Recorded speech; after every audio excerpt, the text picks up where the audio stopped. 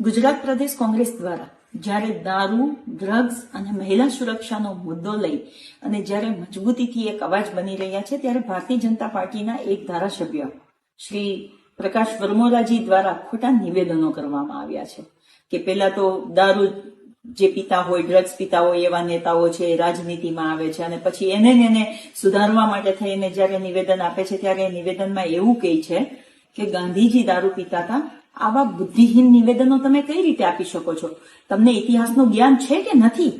તમે મને એક રેફરન્સ તો એવો બતાવો કે જે ગાંધીજીએ દારૂ પીધો હોય.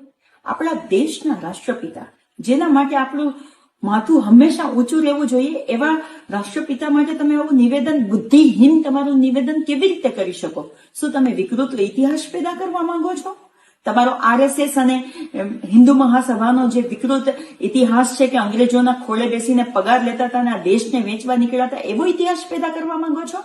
આ ગાંધીજીને, આ દેશને મજબૂત કરવા માટે થઈને ગાંધીજીએ એમનું સર્વસ્વ આપી દીધું છે.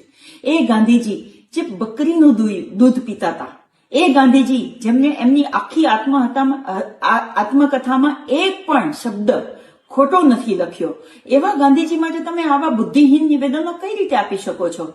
હા, તમારી સરકાર દ્વારા અને તમારા નેતાઓ દ્વારા વારંવાર સરદાર વલ્લભભાઈ પટેલ અને નહેરુજીની વચ્ચે પણ મતભેદો ઉભા કરવાની વાત કરવામાં આવી છે. મારે તમને કહેવું છે કે 1949માં જયારે નહેરુજીનો જન્મદિવસ હતો ને, ત્યારે માનનીય સરદાર વલ્લભભાઈ પટેલે નહેરુજીને લેટર લખ્યો હતો કે તમારી અને મારી વચ્ચે મતભેદો ઉભા કરવાના પ્રયત્ન આપણા વિરોધીઓ કરી રહ્યા છે, પણ આપણે બંને સારા મિત્રો અને મજબૂત મિત્રો છે અને આપણા આ દેશને, બંધારણને મજબૂત કરવા અને આ દેશના નીવને મજબૂત કરવાના પ્રયત્નો આપણે કરી રહ્યા છીએ. એવા આપણા ગાંધીજી, નહેરુજી અને સરદાર વલ્લભભાઈ પટેલ હતા અને આ ઇતિહાસને તમે ક્યારેય નહીં છુપાવી શકો.